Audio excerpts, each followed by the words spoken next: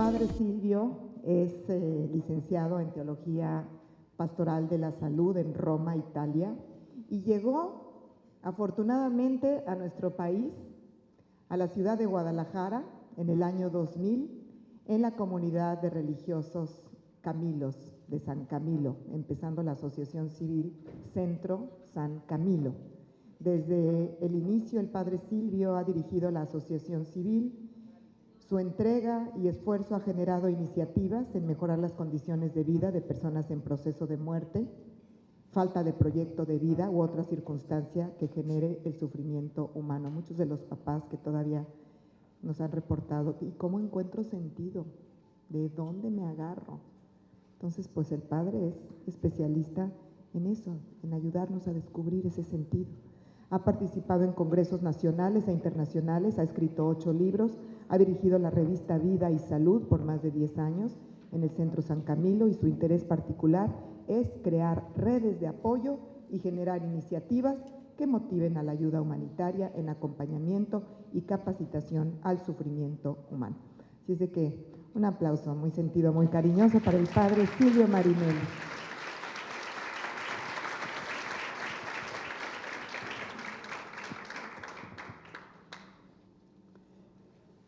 Buenos días a todos.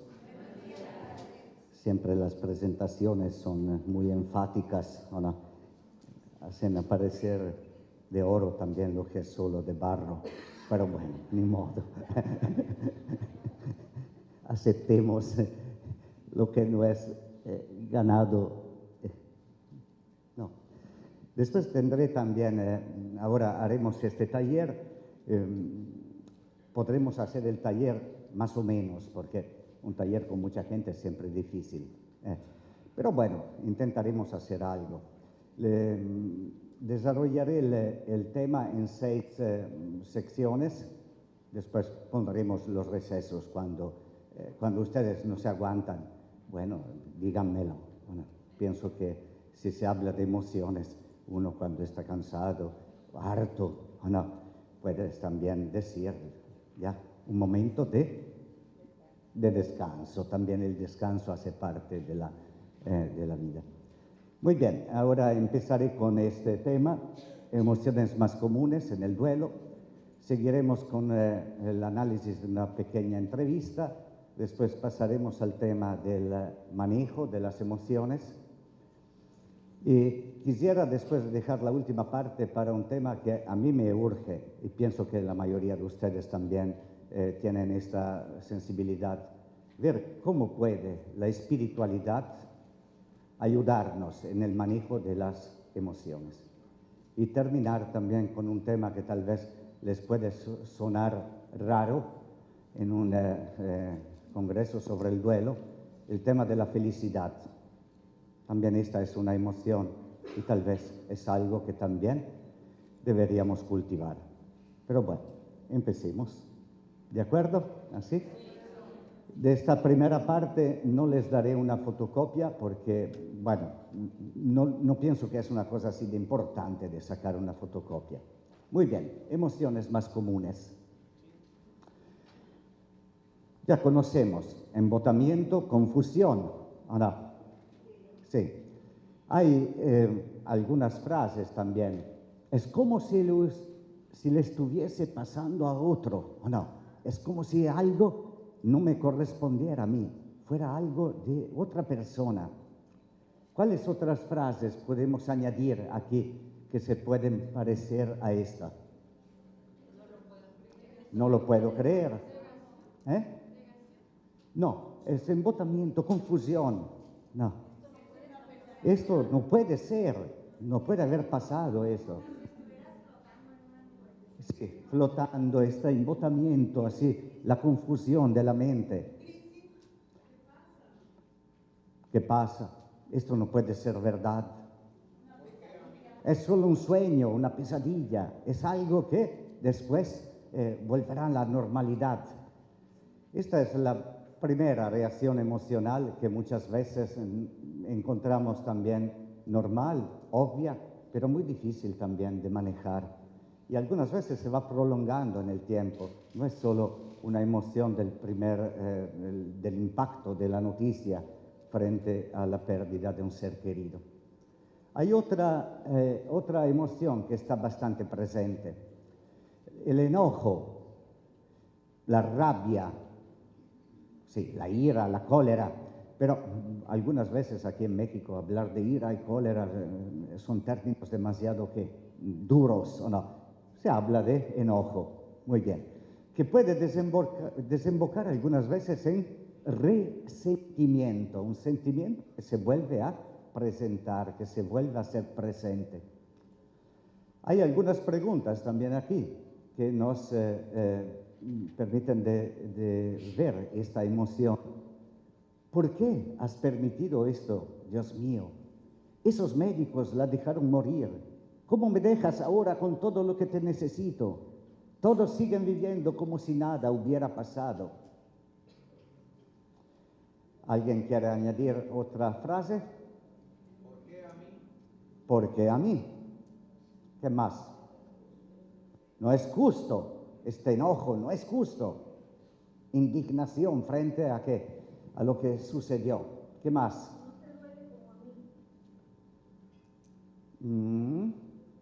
Con rabia pero, ¿sí? Nadie puede entenderme, nadie puede pensar y sentir lo que yo estoy pasando. Muchas veces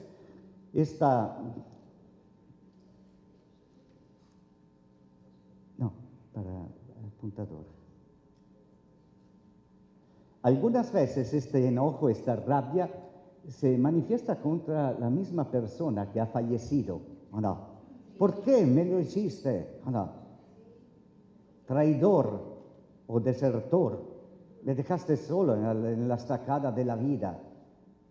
Tú te libraste de los problemas, de las broncas, pero a mí me dejaste, ahora que te necesito más.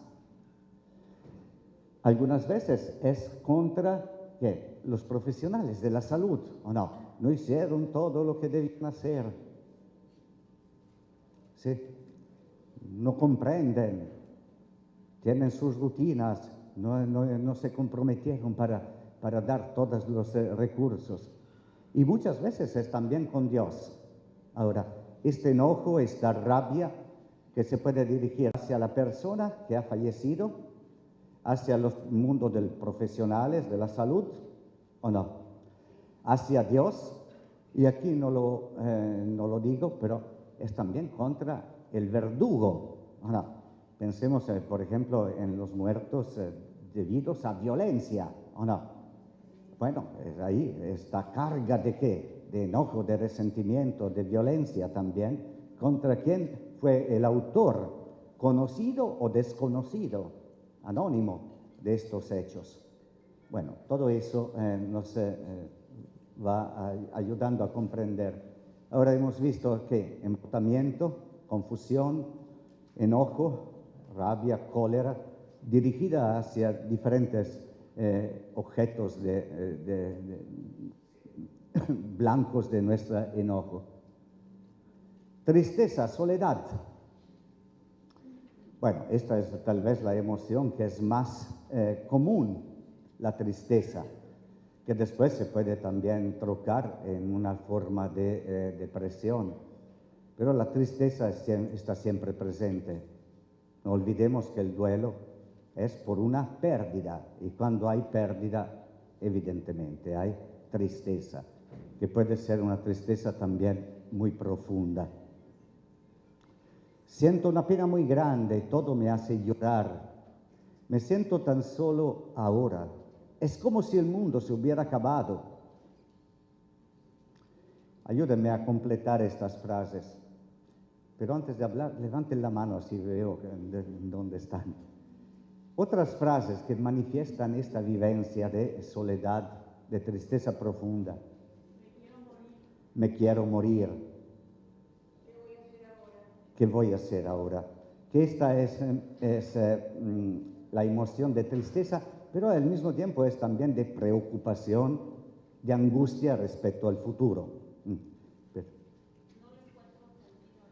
No le encuentro sentido a la vida. La vida me parece que sin insípida, sin gusto, sin sabor. Como decía Marco Antonio Solís, ¿o no? Muy bien.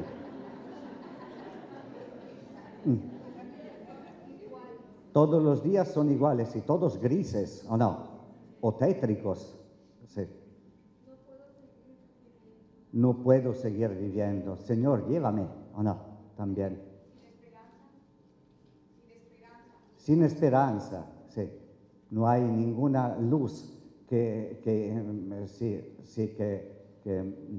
me manifieste el fin del túnel.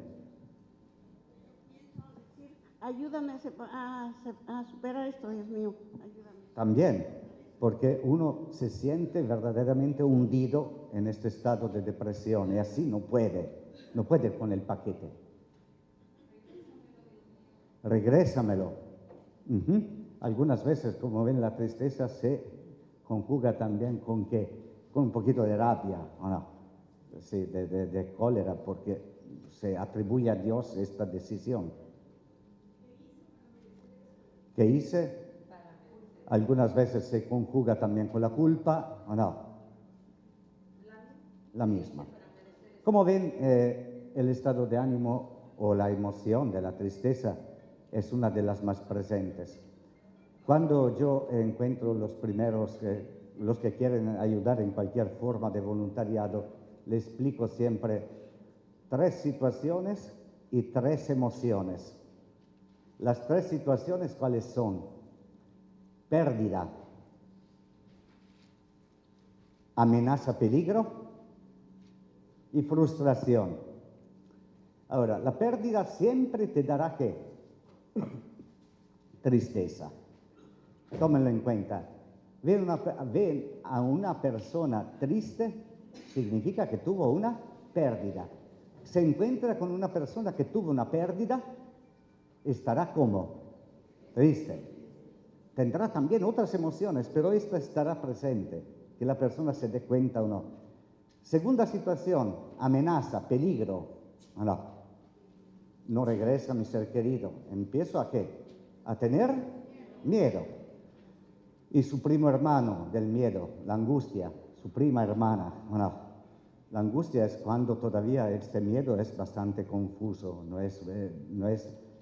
tiene un perfil claro. Y así, la persona que vive con una situación de amenaza, de peligro, puede pasar también cuando nosotros hacemos un examen clínico, ¿o no? Que vamos con el médico, nos saca la sangre y después debemos esperar un día, tal vez, ¿o no? Bueno, vivimos esta espera con mucho miedo, angustia, ansiedad, ¿ya? Ahora, la situación de pérdida da. La situación de peligro o amenaza, miedo y angustia. Y la situación de frustración, enojo. La frustración es como si algo se pusiera en nuestro camino y nos estorbara. Bueno, este estorbo provoca que nosotros nos indignamos, que sentimos una rebeldía contra esta situación que consideramos que injusta o por lo menos inmerecida. Visto que la consideramos inmerecida, nace que la reacción, podríamos decir ahí, normal, obvia, del enojo. Así, a mí me sirve bastante de no ser esquemáticos o fanáticos de esta teoría, pero tomen en cuenta que cuando nosotros encontramos una frustración es muy fácil que haya enojo. Cuando nosotros nos encontramos con un peligro, una amenaza, nacen ¿qué? Preocupación, miedo, angustia, ¿sí?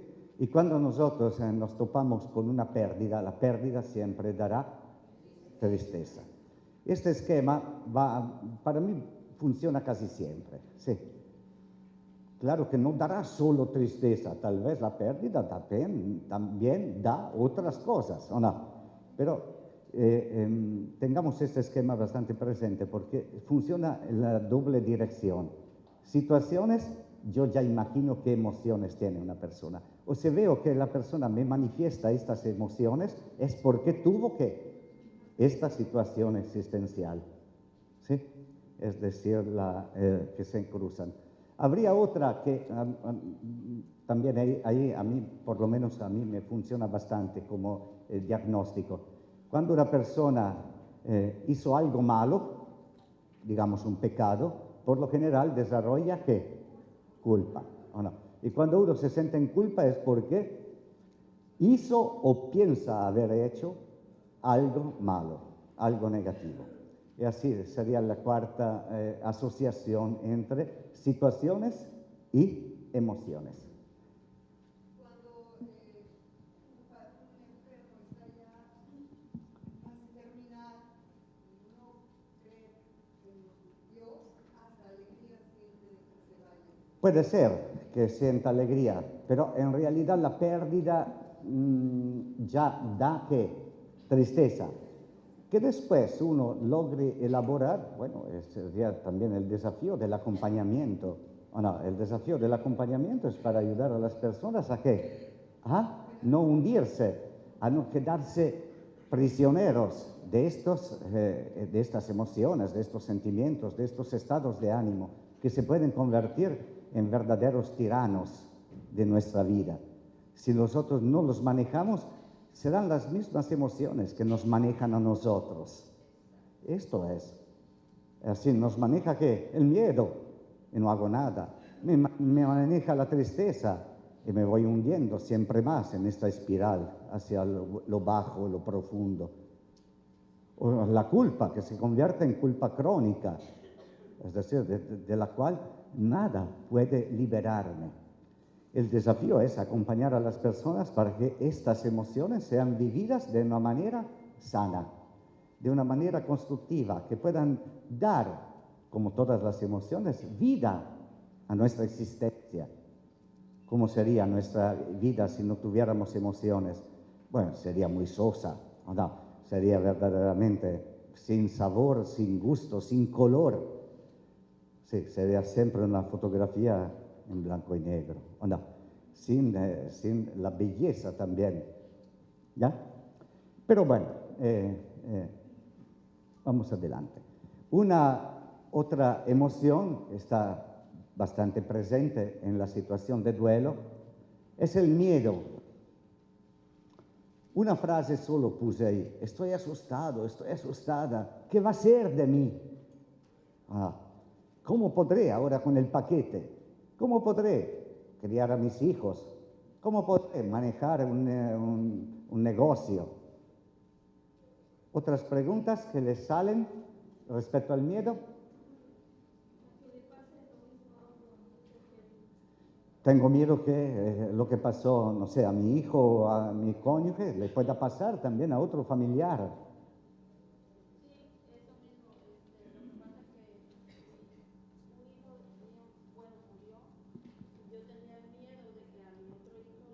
Que le pasará algo, claro, sí, sí. ¿Otras preguntas respecto al miedo? ¿Ahora qué voy a hacer? Sí, me siento que no veo todo oscuro, todo confundido. No, esto me paraliza, me espanta tremendamente. ¿Podré salir adelante? Me siento insegura. ¿Qué otra cosa ahora me puede ocurrir? No, porque ya la muerte de un ser querido y después tal vez una enfermedad o problemas económicos, etc. Algunas veces esta mala racha que parece que se está encarnizando contra la persona. No podré. ¿Ya? ¿Sí? ¿Qué más sigue? También el miedo. ¿En dónde estará mi ser querido? ¿Será en la paz de Dios? O tal vez, sí, tengo dudas sobre también en dónde ahora puede estar. Como ven, el miedo es una emoción bastante común, ¿o no? Y también bastante dura. No siempre se dice el miedo. Es más fácil decir el enojo, ¿o no? Es más fácil comunicar la tristeza Pero no es muy fácil comunicar el miedo, porque todos, no seas cobarde, ¿o no? Todos te pueden ayudar. Algunas veces también se pinta con una barniz religiosa. Quien a Dios tiene, nada le falta y nada teme, ¿o no? Aunque camine por cañadas oscuras, nada temo, porque tú, Señor, estás conmigo. Sí, pero, caray, estas cañadas oscuras son verdaderamente oscuras, ¿o no? Porque es fácil cuando nosotros estamos bastante bien y tenemos el proyecto de vida con todas las encrucijadas y todos los farolitos que lo iluminan, a decir que las cañadas oscuras, pero cuando uno pasa en la cañada oscura, bueno, no ve nada. Por eso callado, el bastón son importantes, porque no vemos nada, pero por lo menos sentimos en el piso este ruido que nos da seguridad. Es el Salmo 22, que es también muy bonita la imagen, ¿o no? Tu vara y tu bastón me dan seguridad. Uno dice, ¿por qué un bastón me da seguridad? Más bien puede ser una amenaza.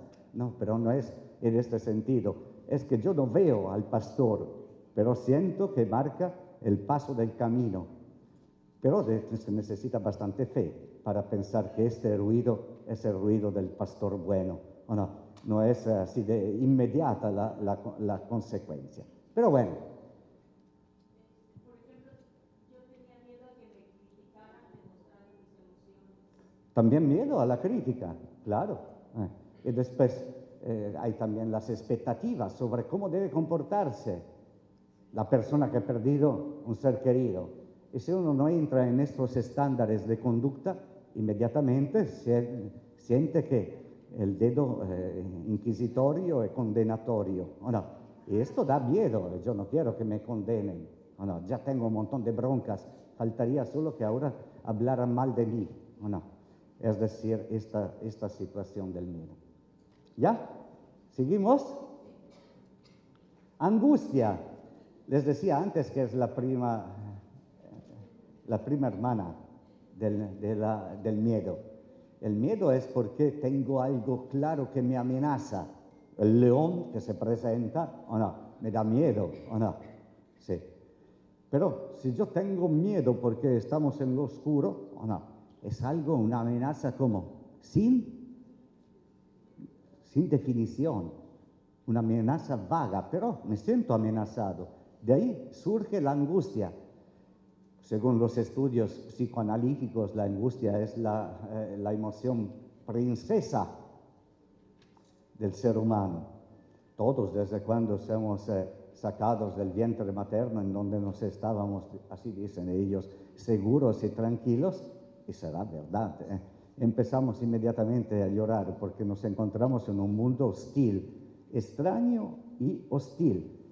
Y lo sentimos como vagamente amenazador. De ahí esta angustia profunda, que después nos acompaña a lo largo de toda la vida. Es la angustia de la muerte, fundamentalmente. La muerte del ser querido y también nuestra muerte. Y así a lo largo de toda la vida nosotros vivimos acompañados o, podríamos decir, acompañados o molestados, fastidiados por la angustia. Sí. Sí, bueno, angustia, ansiedad, no quiero pelearme con nadie, porque no es finalidad de este taller. Pero dicho de una manera un poquito, sí, espero que no se sientan algunos. La ansiedad las han inventado los farmacólogos para venderte productos. Pero, porque no puedes vender un producto para la ansiedad, ¿o no? ¿Cómo puedes vender un fármaco contra la ansiedad? La ansiedad hace parte de la vida, ¿o no? Y ahora sí, se han inventado el término parecido, que es ansiedad, y la angustia no, digo. Bueno, ¿ya? Esta es mi idea, pero no quiero entrar en polémica con nadie, ni menos aún con... No es una guerra que me interese mucho, pero La angustia es que el estado existencial de la persona que se descubre como débil, vulnerable, frágil, necesitada de ayuda, necesitada de alguien que le esté a su lado. Mientras que y esto no se puede quitar, es algo de la naturaleza humana, ¿o no? La angustia. Pero bueno, no se puede inventar un fármaco contra la angustia, ahora se cambia el nombre, se convierte en ansiedad, y así todos los fármacos que ansiolíticos, ¿o no? O de control de la ansiedad. Pero bueno, una frase, no puedo dormir, ni me relajo. Empiezan las pesadillas. Otras frases para expresar esta angustia amenazadora, pero vaga también. Algo malo va a pasar, lo siento, ¿o no? No ha terminado todavía. Estoy inquieta. Sí. ¿En dónde estará? ¿Cómo estará? No. Sí. ¿Hasta cuándo voy a sentir este estado? ¿De profunda qué? De no estar a gusto. ¿O no? De no estar a gusto. De no volver a ver la angustia. Presiento lo peor.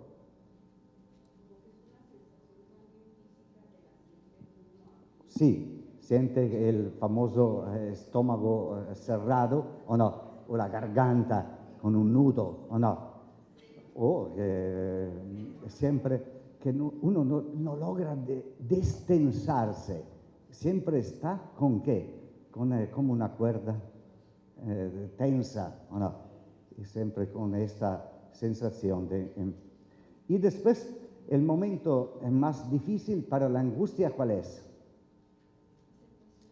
El momento más difícil del día para la angustia, ¿cuál es? Dormir. Es la noche. Es la noche que se cierne amenazadora sobre el día, por lo menos en el día que veo van ocupado, etc. Pero después llega ¿qué? La noche. Es esta presencia que se cierne amenazadora sobre la vida.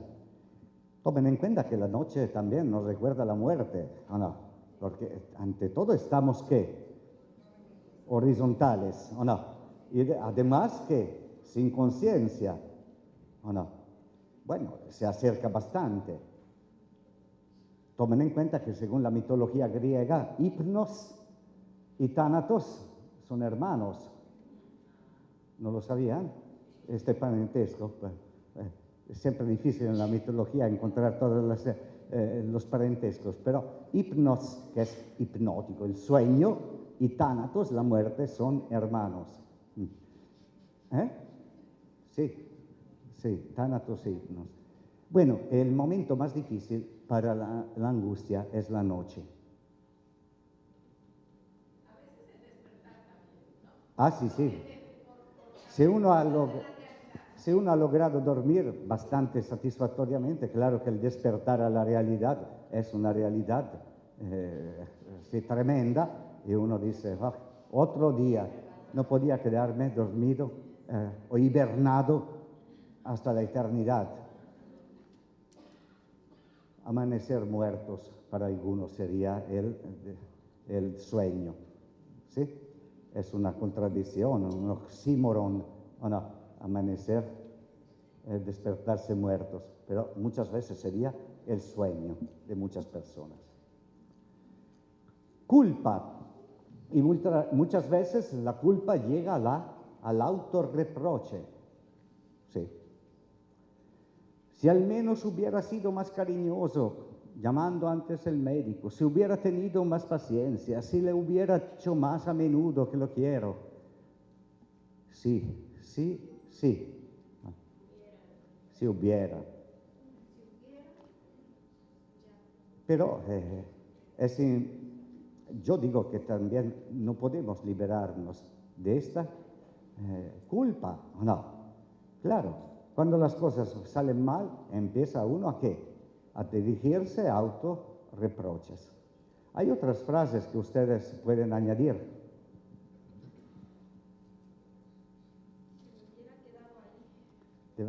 ¿Sí? Que se me hubiera quedado ahí. ¿Qué podría haber hecho? Si hubiera estado a su lado. ¿Hice mucho o hice poco? Dice, en la culpa siempre uno dice poco, debía haber hecho más. ¿O no? De ahí la culpa. Le debía haber dicho, no debía haberle dado las llaves del carro, o no. No debía haberle permitido que saliera con esta compañía. ¿O no? ¿Cuántas culpas? Algunas veces pueden ser reales, en el sentido que hay una responsabilidad.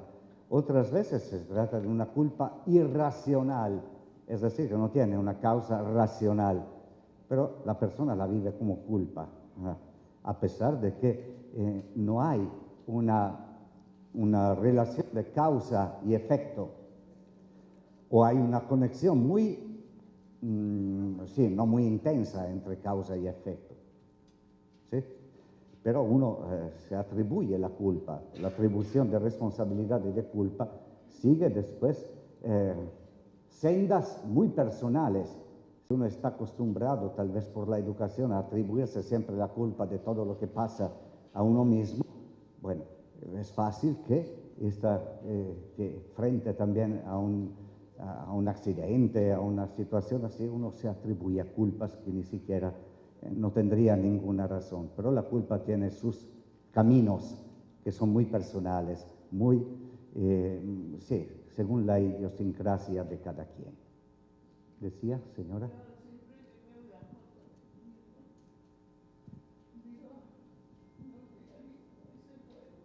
No hubiera ido. Sí, este autorreproche. Pero bueno, esta es la vida, ¿o no?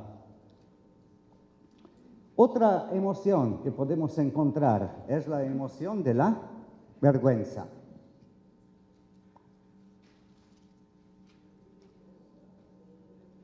Los autores, los expertos, distinguen a menudo entre culpa y vergüenza. La culpa es por una acción, la vergüenza es por uno mismo. ¿Sí? Por defectos, por limitaciones personales, uno se siente avergonzado. Ahora, tendencialmente la culpa buena que ayuda es la culpa que intenta reparar. ¿O no? Me siento en culpa porque hice o no hice algo que debía hacer o que no debía hacer. ¿Ya? De ahí la culpa que tiene una dinámica sana, saludable. ¿Nos ayuda a qué? A hacer algo para liberarnos de la culpa y para reparar el daño que hemos cometido. La vergüenza tiene una dinámica diferente, mucho más peligrosa desde el punto de vista existencial. Es de quien no se valora, de quien dice, yo soy malo. La culpa, yo hice el mal. No.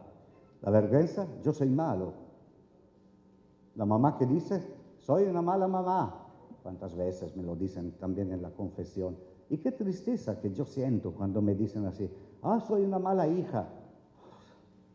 Está ahí todo el día cuidando de sus viejos, o no, soy una mala hija. Soy una mala mamá, soy una mala esposa. Lo digo al femenino porque muchas veces es una de las emociones que yo encuentro más femeninas, ¿o no?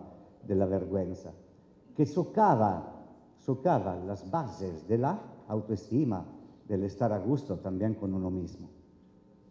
No quiero encontrarme con nadie porque me siento avergonzado. Tal vez mi hijo se suicidó o tal vez participó en un robo, ¿o no? Porque algunas veces no lo pensamos, pero también los delincuentes tienen madre. ¿O no? Y sufren, tal vez doble, ¿o no?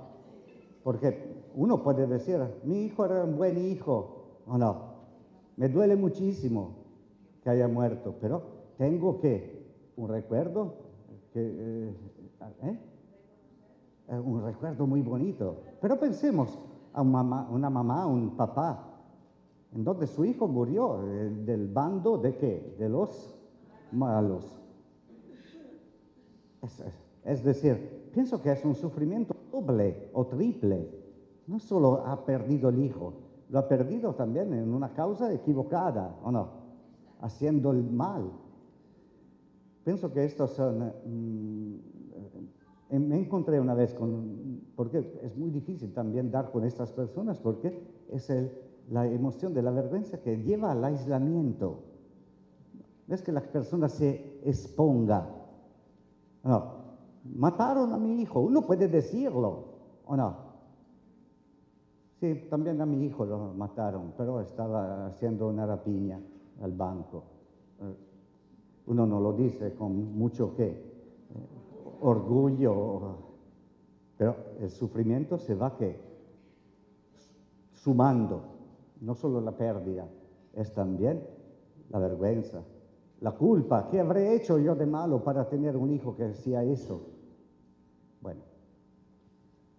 Yo perdí a mi hijo asesinado, pero sí pienso mucho en la mamá de la persona que lo asesinó. También ellos No tienen... sé sí. quién es, nunca lo encontraron, Sí, pero pienso mucho en su mamá. Ah, gracias. es verdad. Sí, estoy convencido que es uno de los dolores tal vez más grandes y probablemente no participan en los congresos. ¿Eh? No creo. ¿Por qué? Porque viven ¿qué? ¿Esta emoción de qué? De la vergüenza y de la indignidad. ¿O no? ¿Cómo puedo estar ahí yo? Debo tener también algunas culpas, ¿o no? Para haber producido así un hijo de este tipo.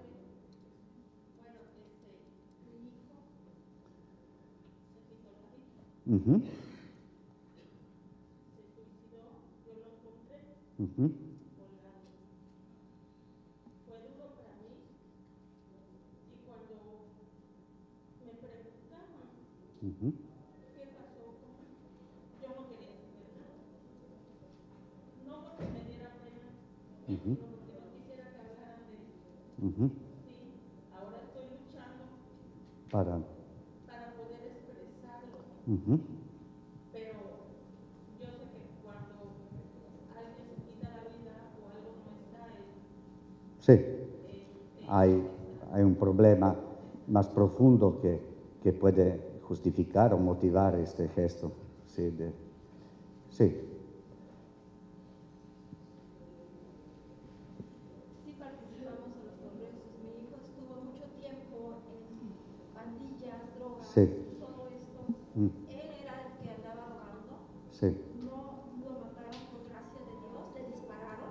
sí, Y la vergüenza es un signo de negación porque a veces uno no quiere aceptar eso.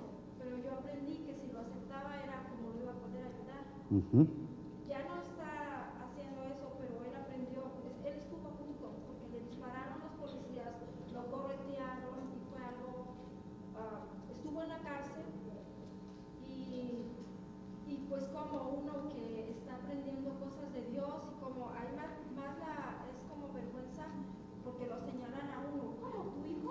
tu hijo. En eso y tú andas ahí diciendo y ayudando a otros jóvenes, pues por eso. Sí, pero se necesita bastante valor para ir contra la emoción de la vergüenza. Tómenlo en cuenta. Es una mala bestia. Sí, tal vez la más difícil de manejar de todas las emociones. La tristeza se puede, el enojo es más fácil, la angustia tal vez es bastante complicada, pero la vergüenza es siempre la más difícil de manejar. ahí como que va en contra, ¿no? Con la vergüenza va uno en contra de todos los demás lo va pasando, pero como dice la señora, que nos señalen con la vergüenza. Sí, también porque la vergüenza lleva a qué? A esconderse, a desaparecer de la faz de la tierra. Es decir, quisiera que nadie me conociera. Y algunas veces uno cambia también de lugar porque no quiere ser señalado, pensar que los demás lo señalen. Porque muchas veces hay buena gente, ¿o no? No es que está ahí señalando a la mamá. Más bien dice, oro por esta mamá porque pobre, debe vivir un infierno en su vida. Pero la mamá no lo sabe esto. Piensa que todos están ahí, ¿qué? Señalando y tal vez burlándose. Por eso la vergüenza es muy difícil, porque lleva a qué? A aislarse, a evitar la confrontación con los demás. Y uno se encierra en su pequeño mundo asfíctico y va solo que enroscándose en esta emoción, en vez que salir a flote de esta emoción.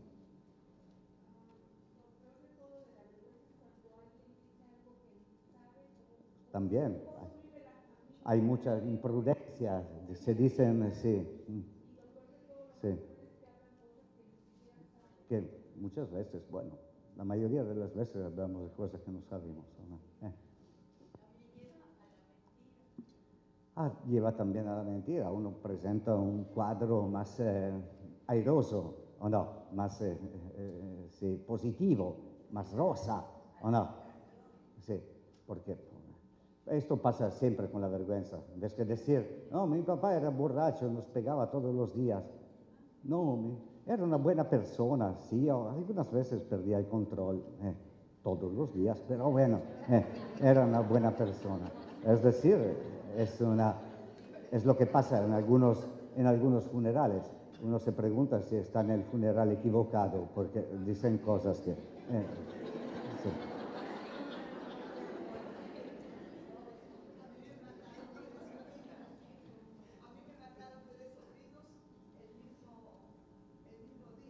Sí. Entonces, para mí eran buenos. Entonces, como siempre Dios dice, si los mataban, le dicen, ¿en qué andarían? ¿En qué andarían? Claramente estaban metidos en algo, ¿o no? Que puede ser, pero puede no ser también, ¿o no? Y también se pasó. Es fácil dejarnos arrastrar, ¿o no? Sabemos cómo es fácil pecar, ¿o no? Por lo menos yo lo encuentro muy fácil. Mientras que la vida virtuosa es costosa también. Sí, y la vergüenza no siempre tiene que ver con un acontecimiento negativo o, bueno, que la muerte ha sido por un asesinato, por un suicidio. Simplemente a veces la muerte de un hijo de una persona querida por sí es tanto a veces el cansancio de sentirse observado, de tener que enfrentar, que llega la vergüenza. Entonces, es cansado estar siendo todo el tiempo observado. En el mostrador, sí. Entonces, muchas veces es la defensa de no querer estar todo el tiempo expuesto a los demás, ¿no? Sí. También, sí. Como también es la vergüenza algunas veces que no es motivada, pero se manifiesta también la vergüenza. No puedo solventar los gastos para mis hijos para que vayan al colegio de la ciudad, el más prestigiado. No, me siento avergonzado, tal vez porque frecuento un conjunto de personas que todos tienen esta solvencia económica. Y así yo me siento avergonzado, cuando no habría nada que sentirse avergonzado, ¿no? Por ser pobres. Pero en realidad, ¿o no? Para ser pobres, algunos se sienten avergonzados. También ahí, todas las emociones son muy personales, ¿o no? Uno dice, que me interesa a mí, la pobreza o no, que me interesa a mí un colegio o otro. Más bien, que vaya al público, así se forja, ¿o no? Pero para algunos lo vive como que, qué vergüenza que dirán mis amigos, ¿o no? Ahora no puedo ir con ellos porque mi hijo yo no puedo solventar los gastos. La vergüenza siempre es bastante complicada. A los hombres le da mucha vergüenza que los vean. A los hombres les da vergüenza verlos llorar, sí. Sí. Y después quiebran muchas veces, sí. Quiebran, ¿con qué? Bueno, algunas veces huyendo, sí, abandonando, desertando la lucha, otras veces con el alcohol. No quieren oír el tema. Me parece que tienes experiencias. Sí.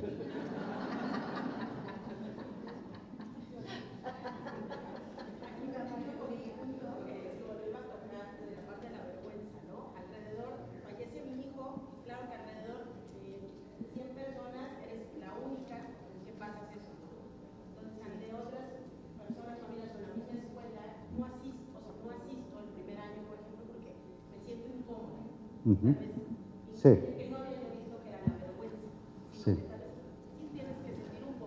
Puede ser pena, que es una vergüenza sí, reducida. Es el síndrome del bicho raro. Sí, el síndrome del bicho raro. Uno se siente que... claro, y esto no es cómodo.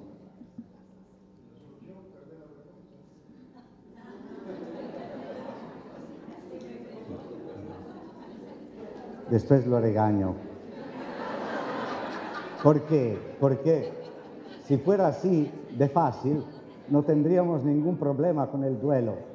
El problema es que estas emociones son ¿qué?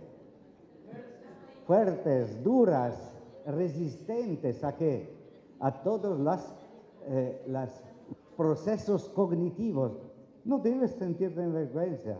Tú racionalmente dices, sí, tienes razón, o no. Pero después la emoción, no está aquí la emoción, ¿en dónde está? Aquí, es decir, los discursos racionales no pegan con la emotividad. El mundo emocional, podríamos decir, es casi independiente respecto a ¿qué? A todos los razonamientos. Porque de razonamientos encontramos un montón, pero después de haber participado en un buen taller en donde me explican todas estas cosas, yo regreso a la casa y ¿qué siento? Las mismas emociones que antes. No, no digo siempre, pero es el riesgo. ¿Por qué? Porque las emociones tienen otro camino. Y no es que se puedan ponerle ponerle el cauce con facilidad. No. Las riendas a las emociones es muy difícil ponerle, ¿ya? Por eso también yo intenté, después de un poquito de experiencia, de hacer este librito, porque dice que sentimientos, afectos y espiritualidad. Tal vez la clave para qué, para lograr manejar un poquito las emociones, no es solo la clave, digamos, la puerta psicológica. Tal vez necesitamos algo más, que es la espiritualidad, ¿sí? Que debe ayudarnos a lograr lo que usted dice, ¿o no? De perder la vergüenza. Pero se pierde la vergüenza en la medida en que se desarrolla también la espiritualidad. Pero si usted tiene paciencia, antes de la 1:30 diré algo.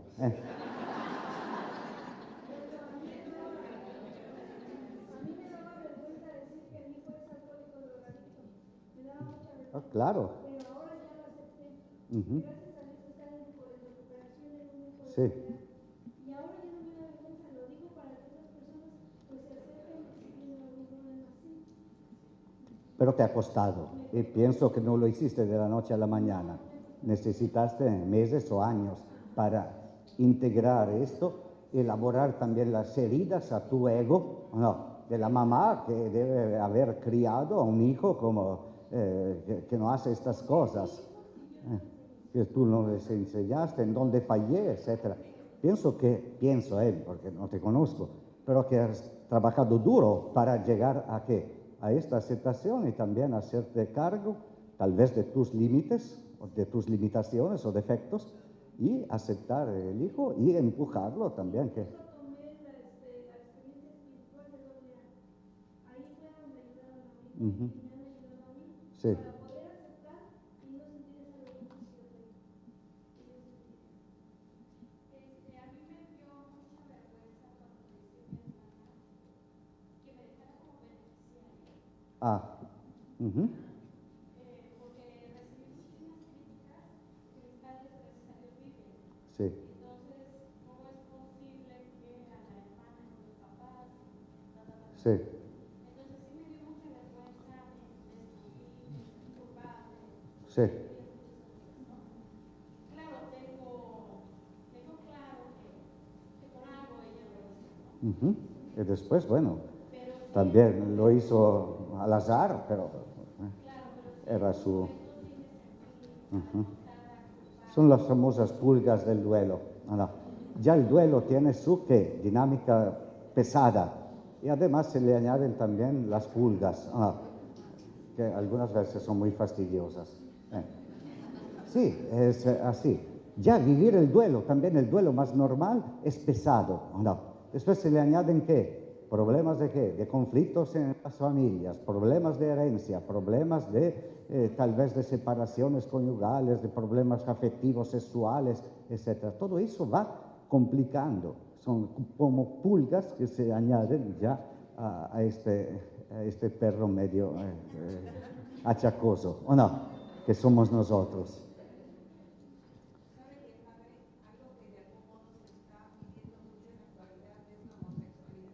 También. Generalmente dentro de la familia cree que todo es normal. Sí. Y cuando uno se da cuenta por alguna situación, Ujú. y eso es algo que Sí. Pero bueno, yo aprovecho para decirle, hay un capítulo entero sobre la vergüenza en este librito. Bueno.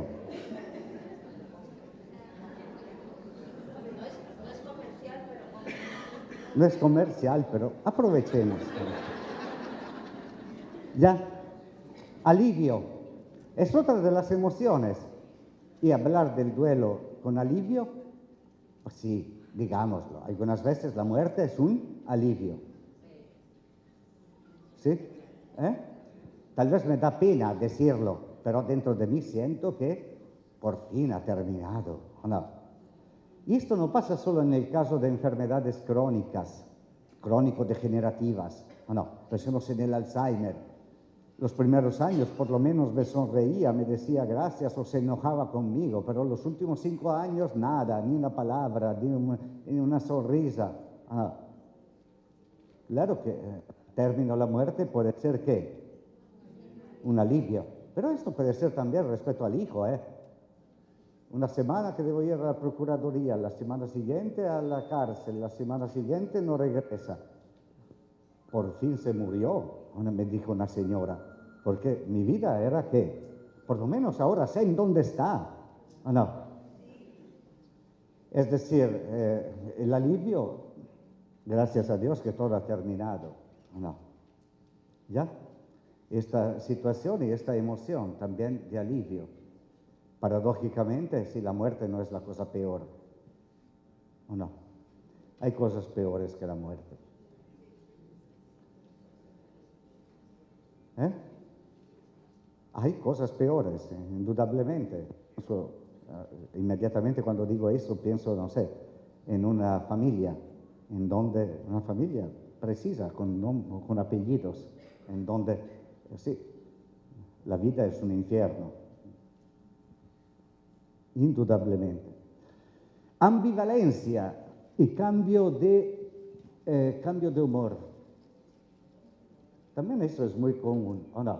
Hace un momento me sentía como agradecido, alegre, tranquilo, ¿y ahora qué? Como si todo se hubiera cambiado, ¿qué? En un segundo.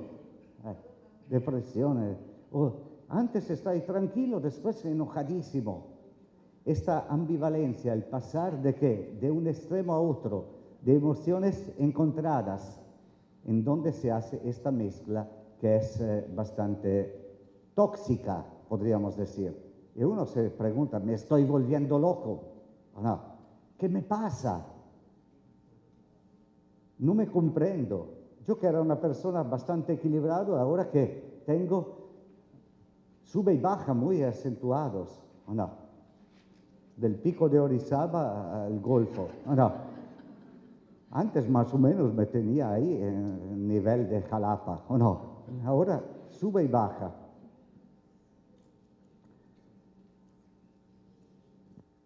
Esto se lo dejo a ustedes, no lo haremos ahora, pero tomen en cuenta. ¿Qué emociones hemos visto? Ahora resumamos. Embotamiento, confusión.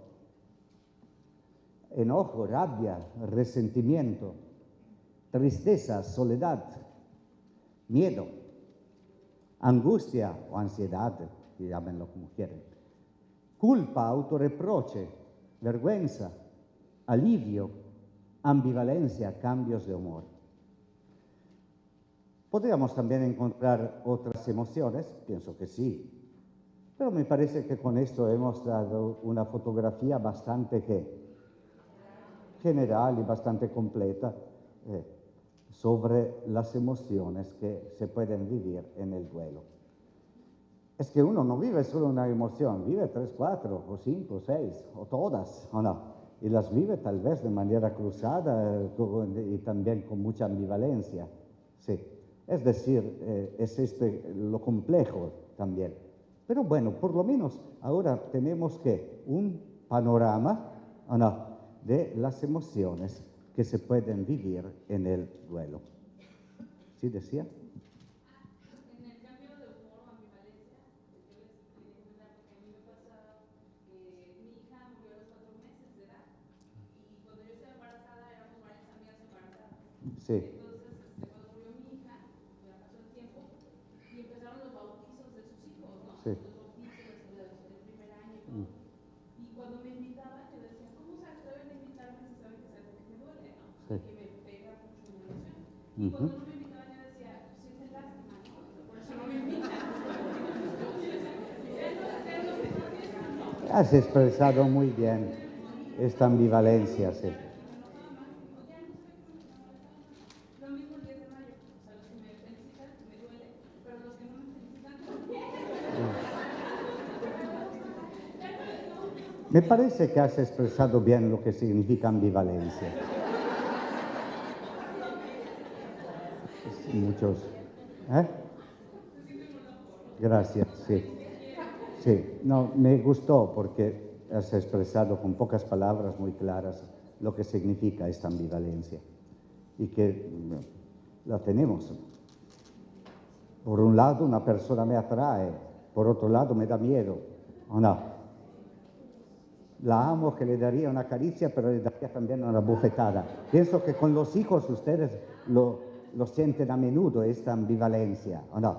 Por un lado los abrazarían y se los comerían de besos, pero por otro lado les darían una sacudida.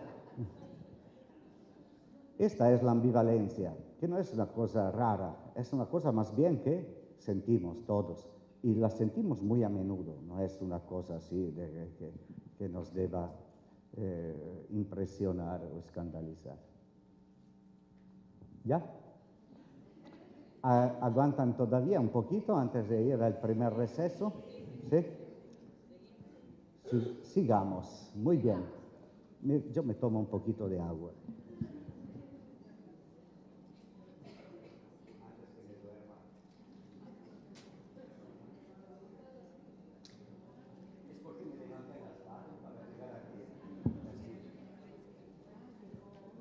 Llegué hoy, sí, sí. Pero no a pie, como el avión. Muy bien, vamos a ver ahora una cosa que durará 3 minutos, 5. Una entrevista.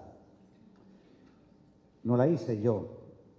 En el Centro San Camilo tenemos 2 diplomados, uno de tanatología educativa y el otro de cuidados paliativos. Y una de las tareas que deben hacer los estudiantes de estos 2 diplomados es también redactar una entrevista de duelo. Una entrevista que estos que se están preparando deben tener la habilidad para después lograr acompañar a personas que viven esta situación de duelo. Y así la tarea es que redacten una entrevista. Vamos a ver.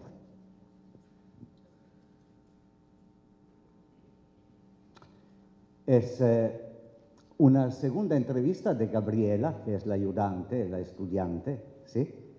Y la hace con Susi. Es una señora de 50 años, madre soltera. Su hija menor, Carmen, se suicidó hace 6 meses. Tiene otros 2 hijos, la señora. Y la hija menor, los mayores ya, los 2 hijos ya son como de 20 años, sí, 25 años más o menos. Ahora, yo haré la parte de Gabriela y tú me haces la de Susi, ¿sí?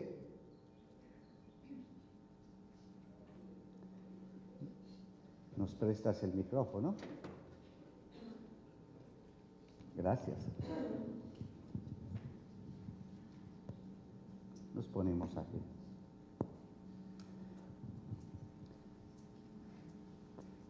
La vez pasada me contaste que estás muy triste porque Carmen, tu hija pequeña, se suicidó colgándose con su cuerda de brincar y que te sientes muy culpable porque no pudiste evitar su suicidio.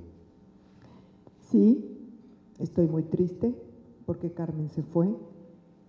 Y si yo no hubiera ido a trabajar ese día, tal vez no se hubiera suicidado.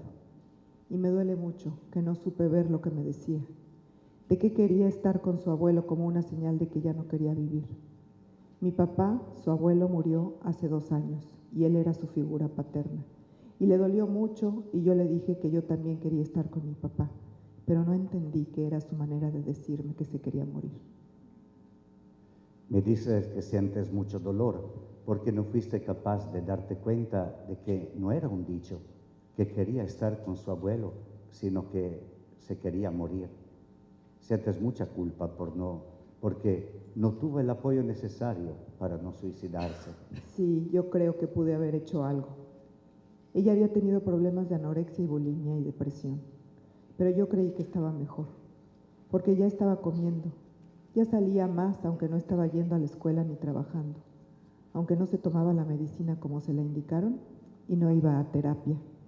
Me estás diciendo que había tenido problemas en el pasado, pero que tú creías que estaba mejor, porque lo que ella te mostraba era que estaba mejor.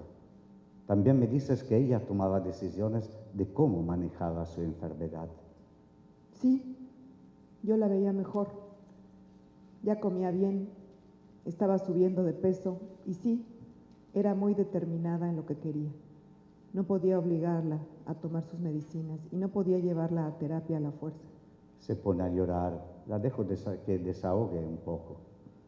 Lo que tú me dices es que ella se veía mejor, que daba señales de estar saliendo de sus problemas.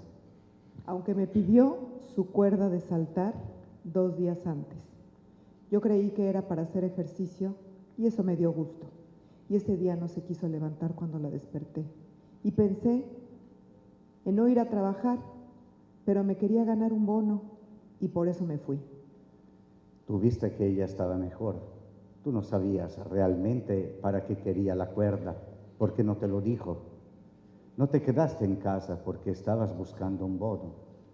Sí, y lo único que me da paz es que el día de su funeral se veía muy tranquila y en paz. Su rostro no mostraba angustia y yo creo que está en el cielo.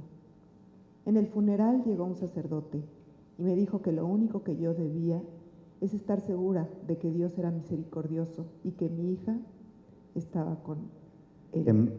En medio de la tristeza encuentras paz, porque eres una mujer de fe y sabes que está en el cielo. Sí, y también mi jefa es una mujer muy humana y me deja llegar tarde para que yo pueda ir a misa todos los días. Y es el único momento en que me siento bien. Susi, lo que me has dicho es que te sientes muy triste por el suicidio de tu hija, con muchos sentimientos de culpa porque no pudiste evitarlo. Tienes un gran dolor porque no pudiste darte cuenta de que estaba hablando en serio cuando decía que quería estar con su abuelo. Dentro de tu gran pena encuentras consuelo en tu fe y en la certeza que tienes de que Carmen está en el cielo. Gracias. Es una entrevista, digamos, sencilla, ¿o no? No es una segunda entrevista. Ya la ayudante había tenido una primera entrevista con esta señora, Susi, y ahora tiene una segunda entrevista. Nosotros no estamos ahí a profundizar sobre cómo la desarrolló. Como Centro San Camilo hemos elaborado un sistema de ayuda que la llamamos relación de ayuda.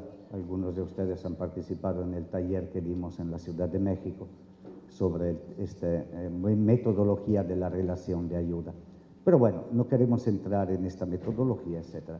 Nos quedamos solamente ¿a qué? A identificar las emociones. Si ahora vuelve a la primera diapositiva. Gracias. Ahora, Gabriela le dice a Susi.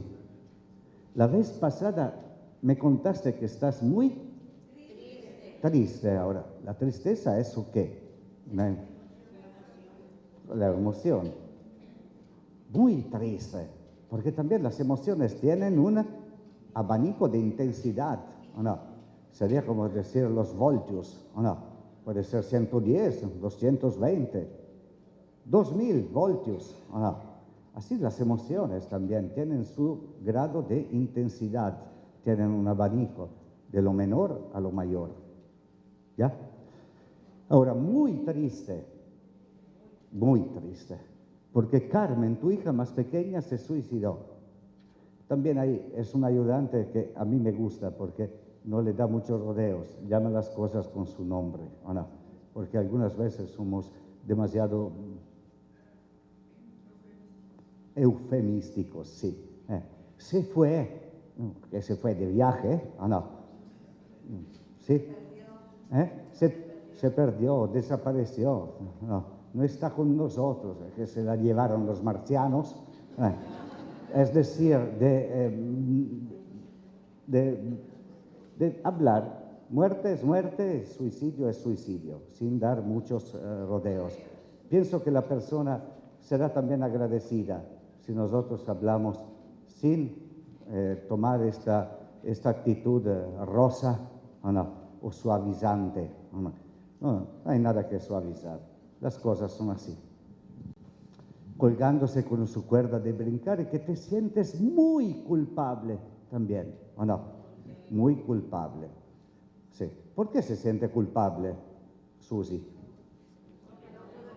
No pudo. En particular, ¿por qué? Después, siguiendo la narración, vemos que ella se siente muy culpable por dos razones. Uno, le compró la cuerda, ¿o no? Ella pensaba que fuera para hacer ejercicio, pero fue la misma cuerda que después le sirvió a la hija para suicidarse. Es decir, en realidad no debería tener ninguna culpa, ¿o no?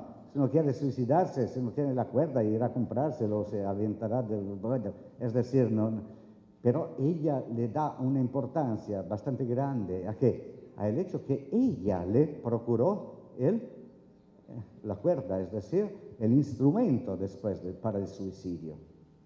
¿Sí? Que es una culpa que no debería existir, porque, como ven, hay una relación muy débil entre ¿qué? Causa, yo que te compro una cuerda, y después ¿qué? El efecto del suicidio. Bueno, en realidad, si no hubiera habido esta cuerda, hubiera encontrado otra cuerda, ¿no? Es decir, no. En otro lado. Pero para la mamá no. Vive mucha culpa porque se siente que ella fue la que proporcionó la cuerda. Como ven, es una culpa irreal o irracional. Porque si uno pensara un rato, se daría cuenta que no debe sentirse en culpa por eso. Pero tal vez la asociación, la misma cuerda que yo fui a comprar, la pagué, ¿o no? Y se convirtió en ¿qué? En el instrumento de muerte de mi hija. Caray, sí, la mamá ve una asociación mucho más estrecha entre ¿qué? Lo que ella hizo y después lo que hizo la hija. Mientras que en realidad no debería tener ¿qué? Ninguna conexión, relación. ¿Sí? La segunda razón de la culpa de la señora, ¿cuál es? Que se fue a trabajar, ¿o no? Por su bono. Ahora, también ahí no debería sentir culpa, ¿o no? Fue a trabajar, no fue al casino, o no fue a jugar cartas o dominó. ¿Fue a qué? A trabajar. ¿Sí? Como hacía todos los días después, no es que fue una novedad, ¿o no? ¿Sí? También si ella se hubiera quedado, tal vez la hija no hacía nada aquel día, pero un día u otro también la mamá debe salir de la casa, ¿no?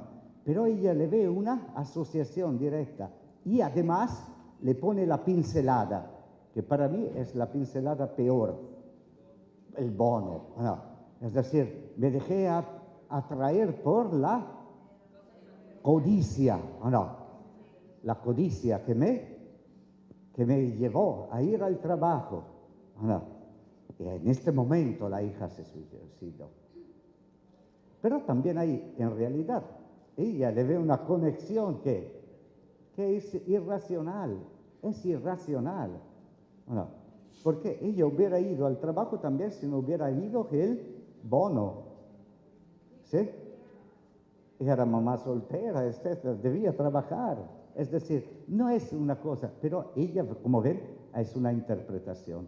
Ahora, ella se siente muy triste y lo podemos comprender, pero muy culpable, y ahí nos damos cuenta que tal vez no tiene muchas razones para sentirse culpable. Más bien, leyéndola de manera racional, no debería sentirse en culpa, pero ella se siente en culpa. Hermana. Porque también ella tenía 2 hijos más. Sí. Y el pensar en el bono pues era para Sí. sus necesidades. Después, bueno, ir al trabajo no es una cosa... Debes también dejar libre a la hija, ¿o no? No podrás estar ahí todo el día con ella, día y noche. Es decir, racionalmente no debería sentirse, pero ella se siente. Padre, pero a lo mejor ella no vende, su culpa es que no vio entre líneas que la muchachita dio la soga para hacer algo más Sí, en contra de ella misma. sí, Esa es la culpa que tiene, porque no me di cuenta del mensaje sí. subliminal que me está mandando. Pero también era un mensaje que lo conoces después, ¿o no? Ah, ¿qué? No era claro, para nada, ¿o no? ¿Sí? Añoro a mi abuelo, ¿o no? Quiero estar con él. Pienso que todos tenemos una persona con quien tenemos un lazo afectivo, nos gustaría estar con esta persona, ¿o no? Pero esta señora que le hace, como ven, estos bordados que solo añaden sentimiento de culpa, ¿o no? Ah, no me di cuenta que lo que quería decir era que se quería matar. Si nosotros no supiéramos que se ha matado, nadie lo hubiera pensado de nosotros, ¿o no? ¿Sí? Añoro a mi abuelo, quiero estar con él. Sí, pobre. No, también nosotros lo hemos probado, pero nunca habíamos pensado en qué, en el suicidio, ¿o no? Es decir, como ven, después se hacen todas las interpretaciones. Y tal vez el manejo de la culpa es importante, también ayudar a la persona a distinguir lo que es que causa, responsabilidad, verdadera culpa, y lo que es que acciones que toman los demás, sobre las cuales tú no tienes control. Tú no tienes el control de lo que hace la hija, también porque no es la hija de 10 años, esta es una hija de 18, 19 años, me parece, de haber entendido. Del pensar a la muerte, al suicidio, hay un buen trecho, ¿o no? No es que sea una cosa así que demos por sentado. Yo he pensado muchas veces a la muerte, frente a algunos broncas, decía, un infarto, qué bueno que sería, no, me libero de todas las broncas, ¿o no? Pero, es decir, esto no lleva necesariamente. No podemos poner causa y efecto. ¿No? Hay una relación mucho más débil, ¿no? De correlación, no de causa y efecto. Y ahí también para manejar la culpa. Me dices que sientes mucho dolor porque no fuiste capaz de darte cuenta de que no era un dicho, que quería estar con su abuelo, sino que se quería morir. Sientes mucha culpa porque no tuvo el apoyo necesario para no suicidarse. Tal vez esta ayudante le pone va a tocar un punto importante. ¿Cuál? Va a tocar el punto importante aquí, no tuvo el apoyo necesario para no suicidarse. Ahora, dejemos la cuerda, que es una tontería. Si no hay la cuerda, encontrará otra manera, ¿o no? Sí. Quitemos a un lado también quitemos del camino también esta interpretación. Quiero estar con el abuelo, quiere matarse. No, bueno, es una interpretación que en realidad no es así de lógica, no, ni así de evidente como relación. ¿Sí? Estas dos cosas. Y así, tal vez sí, se siente en culpa porque no tuvo el apoyo necesario. ¿O no? Ahora empezamos a ver un sentimiento de culpa que puede ser real. ¿O no? ¿Sí? No hice todo lo posible, tal vez tuve demasiada confianza que ya el problema hubiera sido superado. Tal vez era mejor que yo profundizara un poquito este acompañamiento. Tal vez es ahí el camino para dar con la ayuda verdadera. Me estás diciendo que había tenido problemas en el pasado, como ven, anorexia, bulimia, depresión. Es decir, es una muchacha que tiene un historial bastante doloroso. ¿O no? No se trata solo de un gesto así, más bien es que la consecuencia de todo un historial de sufrimientos, de incapacidad tal vez de manejar bien su vida y sus dificultades, sus frustraciones. Y al término, bueno, toma esta decisión o se siente orillada a tomar esta decisión, más que la toma de manera consciente, lúcida, más bien la máxima confusión que le pareció que la única solución era de huir de este mundo. Es decir, tal vez la mamá siente que culpa porque tenía problemas, ¿o no? Yo creí que estaba mejor, tal vez se ilusionó un poquito esta mamá, ¿o no? No se dio cuenta que el sufrimiento había quedado igual, o tal vez se había agudizado. Sí, comía más, pero también puso un par de kilos más, pero esto no significa que la muchacha había dejado de sufrir. Más bien, su sufrimiento continuaba. ¿Sí? Por eso no iba ni a la escuela ni trabajaba, ¿o no? También eso llama un poquito la atención, ¿o no? Estas ninis, ¿o no? Aunque no se tomaba la medicina, también. Ahora, tal vez la culpa de esta mamá, sí, no es por la cuerda, ni por que decía que quería irse con el abuelo.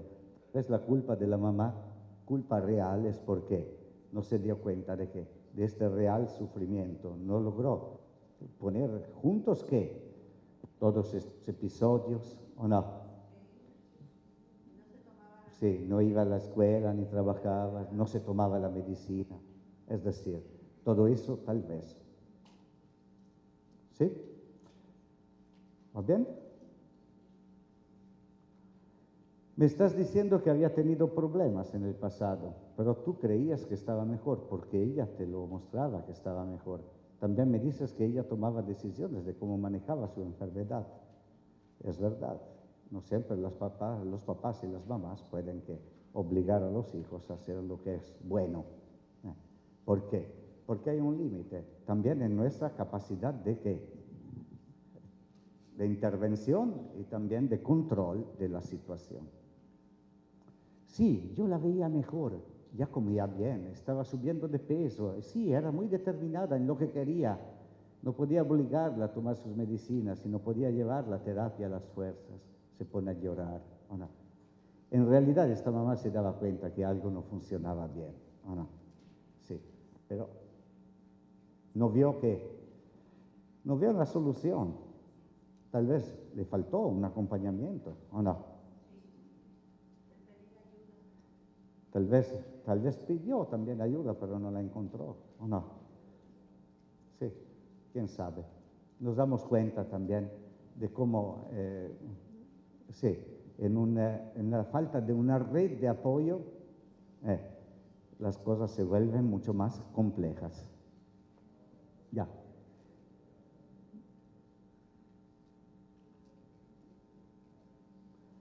Lo único que me da paz es que el día de su funeral se veía muy tranquila, en paz.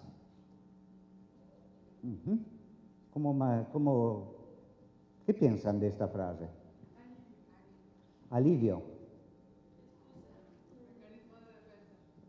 Mecanismo de defensa, excusa, justificación, un poquito de un adornito, una pintadita de rosa sobre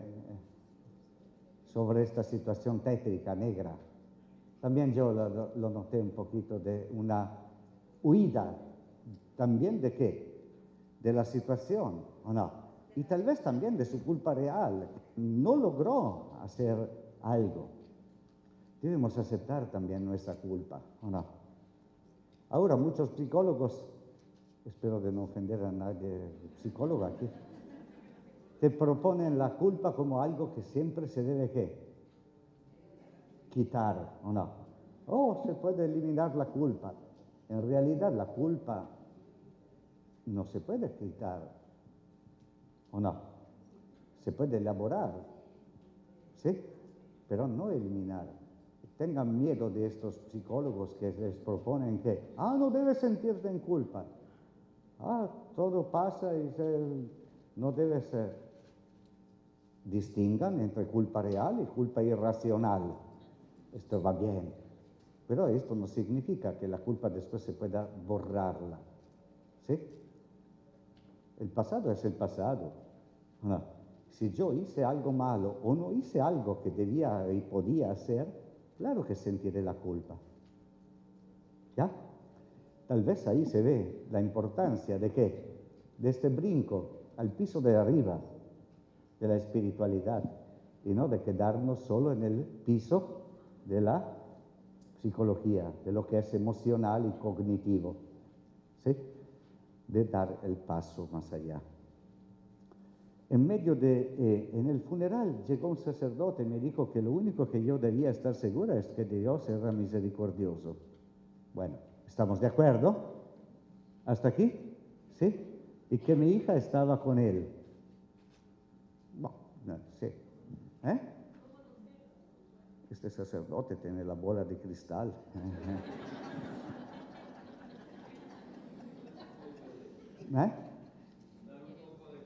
Dar un poco de consuelo, pero el consuelo barato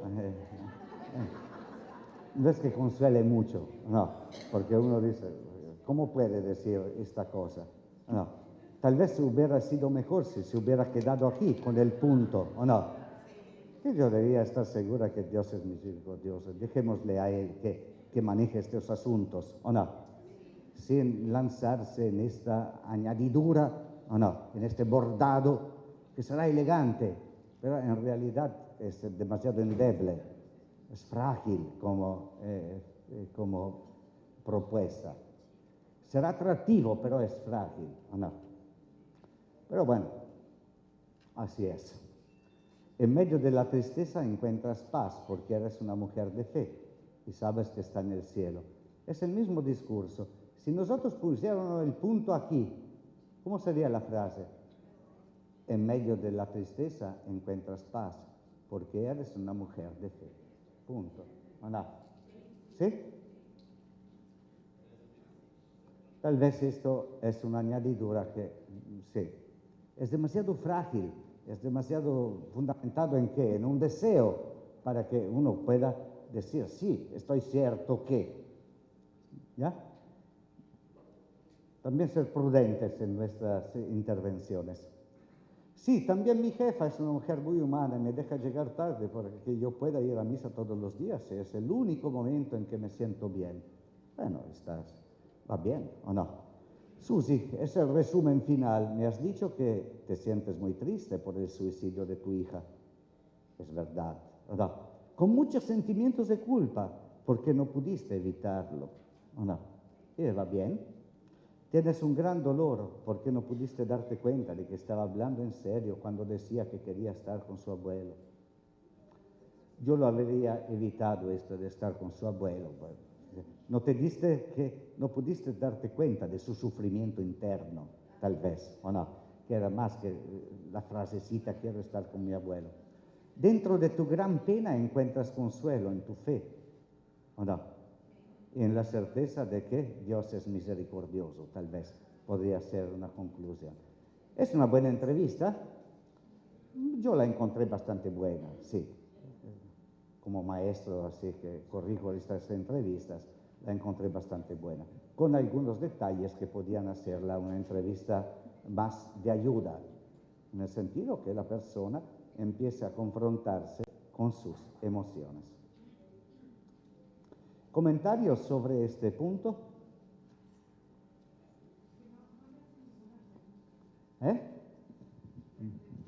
La entrevistadora, sí, esta es la metodología que tenemos en el Centro San Camilo. Si uno hace una pregunta ya recibe 5, es decir, sí, o 0, sí, como evaluación. Sí, es una metodología que ustedes tal vez no la conocen y no deben hacerlo, pero bueno, en la metodología que estamos proponiendo de acompañamiento en la entrevista individual es de no hacer nunca preguntas, nunca tampoco interpretaciones o discursos tipo sermón. Es solo de escuchar, reformular, acompañar a la persona para que vaya profundizando en su historia, sin usar otras estrategias. Pero bueno, esta no hace parte. Harán otro congreso sobre las herramientas para el acompañamiento. No, lo digo en serio. Sería muy importante que también tuviéramos en México todas las experiencias que tenemos de cómo acompañamos, porque es bonito decir, debemos acompañar a nuestros hermanos y hermanas que viven el duelo. Claro que sí, pero queda el cómo, la metodología, que no es una cosa así obvia o que sale por su cuenta. La metodología es importante porque una metodología equivocada te puede llevar ¿a qué? A no acompañar o a más bien estorbar en el proceso de manejo del duelo.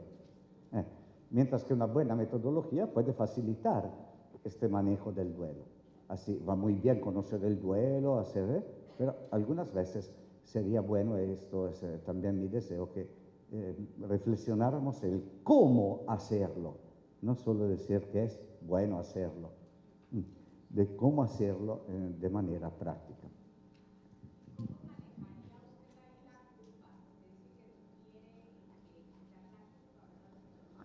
En realidad, ¿cómo manejaría yo? Debemos también quitar la culpa irracional, ¿sí? Pero cuando has quitado la culpa irracional, quedará algo de culpa real en esta mamá, ¿o no? Que tal vez por su necesidad de dinero tenía que dejar a la hija, ¿o no? Tal vez por su cansancio, tener 3 hijos y ser madre soltera, pobre, sí. Tal vez no los ha seguido siempre con la debida atención, ¿o no? Tal vez una falta de información sobre los problemas reales de su hija, que tiene un historial bastante pesado, ¿no? Anorexia, bulimia, depresión. Es decir, no son... la culpa real, ¿cómo la manejas tú? Tú tienes culpa real.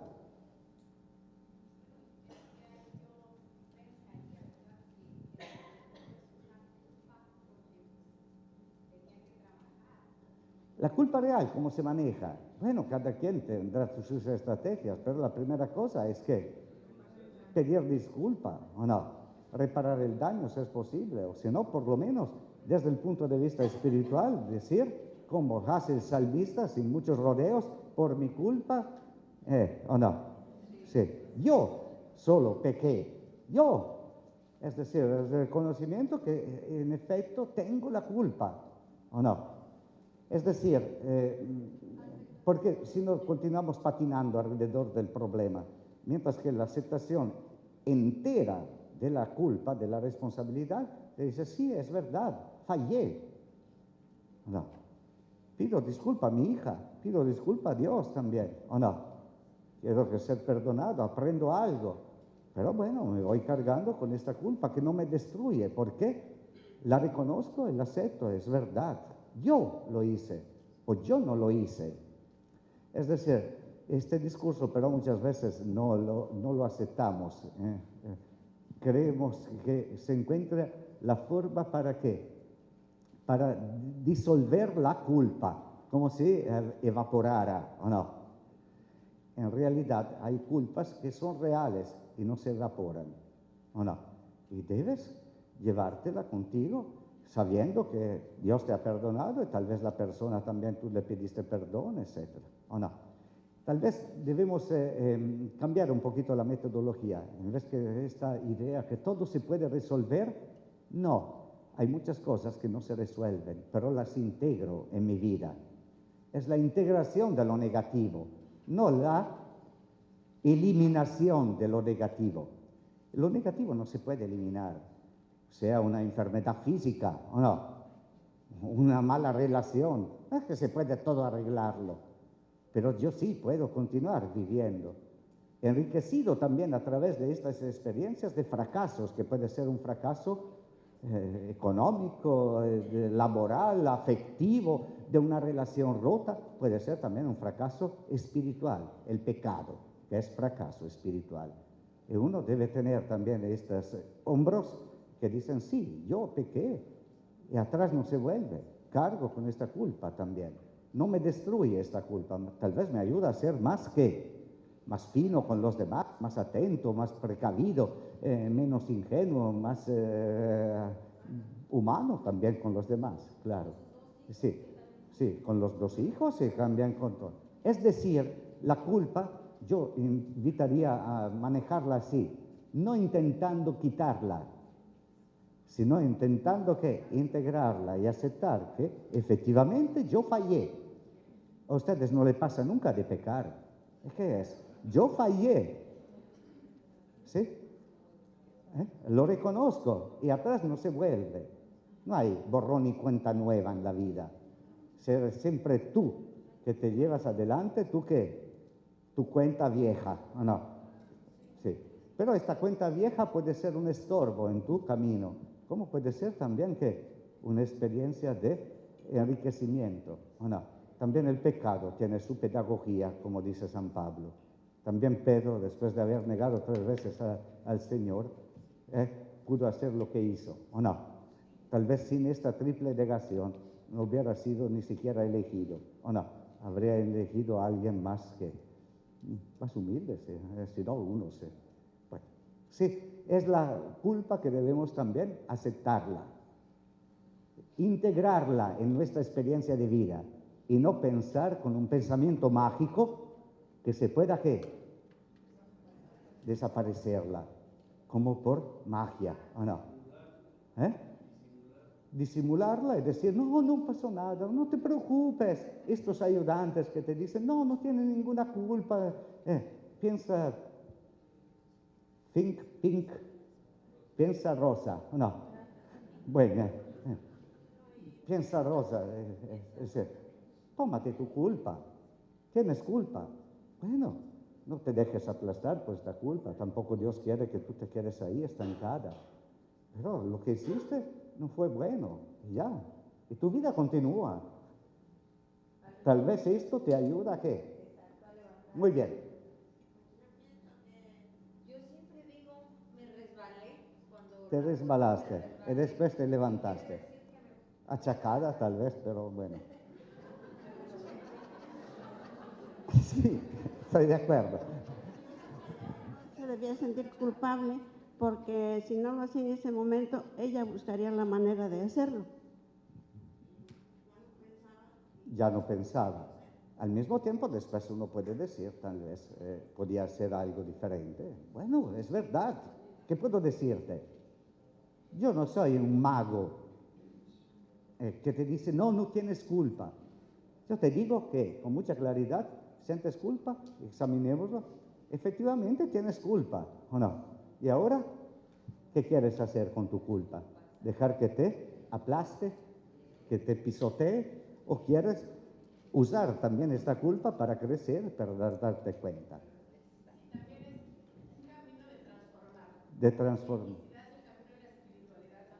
Es la espiritualidad que puede darte una ayuda para vivir la culpa, no para quitarla, para integrarla y usarla bien. Ya, hija. Se puede dar un servicio para encontrar el sentido, para dar sentido a la culpa, porque algunos esta palabra encontrar ya estoy cansado de encontrar sentido, encontrar sentido. No se encuentras el sentido, debes producirlo. Bueno, esta es mi idea. Porque si no parece que el sentido ya está ahí. Yo no topé con el sentido, no, nadie topa con el sentido de la vida ni del sufrimiento. Debes crear, construir, inyectar sentido a todo lo que te está pasando. Pero también ahí dice que se siente tranquila cuando va. Sí, claro. También ahí entraría en esa creencia, porque dice que ya ella cree que está con Dios. Entonces ahí entraría en esa. Puede ser, como también estar con el Señor a esta persona le da paz, tranquilidad. Es solo la segunda entrevista, tal vez en la tercera entrevista este ayudante podría ir a comprender del por qué ir a la misa le da tranquilidad, ¿o no? Si es también ahí solo una situación fantástica, ¿o no? Mágica, ¿o no? Sí, supersticiosas también, o si es verdaderamente verdadera fe. Todavía en esta segunda entrevista no ha profundizado sobre este punto, pero bueno, pienso que este es el camino de ver efectivamente también si es fe, confianza en Dios, abandono en sus manos, dejar que Él tome las decisiones, o no, respecto a la hija, sin decirle lo que debe hacer, o no, ¿sí? De esta fe verdadera, o si es más bien todavía una fe un poquito de do ut des, es decir, de intercambio, de comercio, de negocio. Pero bueno, no entremos en todos los detalles, sino que nos... Se ve que va llevando un proceso, porque ya hubo una primera, una segunda, entonces Sí. le va dando un proceso. La metodología que proponemos como Centro San Camilo son de 7 a 8 entrevistas. Sí, sí, es decir, con etapas diferentes según un modelo, sí. Sí. Y pues, si uno sigue bien el modelo y la persona también ayudada quiere caminar, bueno, después de 6, 7 entrevistas uno empieza a ver las cosas de manera más realista y también con mayores perspectivas de cómo pueda manejarlo. Pero ninguna magia, ¿eh? No, esto no la queremos, en el sentido que los pensamientos mágicos solo nos estorban en nuestra vida.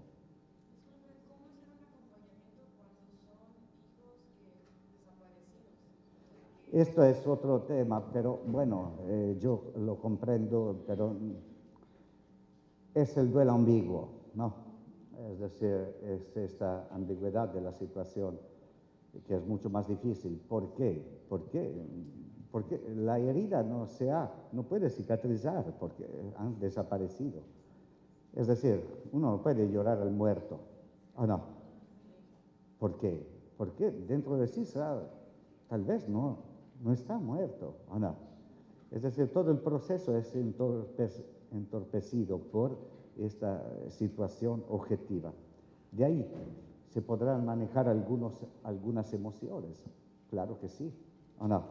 Pero terminar un proceso de manejo del duelo con una persona desaparecida, en particular si es el hijo, es extremadamente difícil. Pensemos en las famosas madres o abuelas de la Plaza de Mayo de Buenos Aires, ¿o no? 30 años, todos los jueves, desfilando para pedir justicia. 30 años.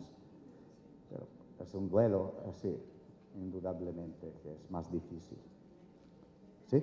Pero algo se puede hacer de manejo de estas emociones, ¿o no? Que uno no se sienta en culpa, que uno llegue también a dejar el enojo, porque el enojo no es que te ayude mucho, ¿o no? Vivir un poquito mejor la tristeza por este hecho. ¿Sí?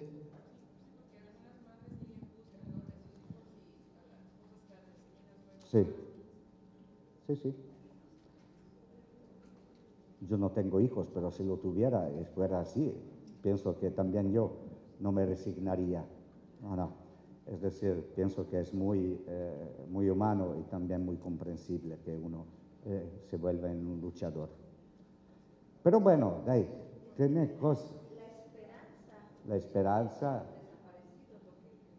Esperanza y tal vez la rabia, ¿o no? Sí. ¿O no? También la rabia puede ser positiva cuando es encauzada positivamente. Muy bien, ya. Ustedes no sé, yo necesitaría... ¿Sí? El aplauso háganmelo al término, no ahora, sí.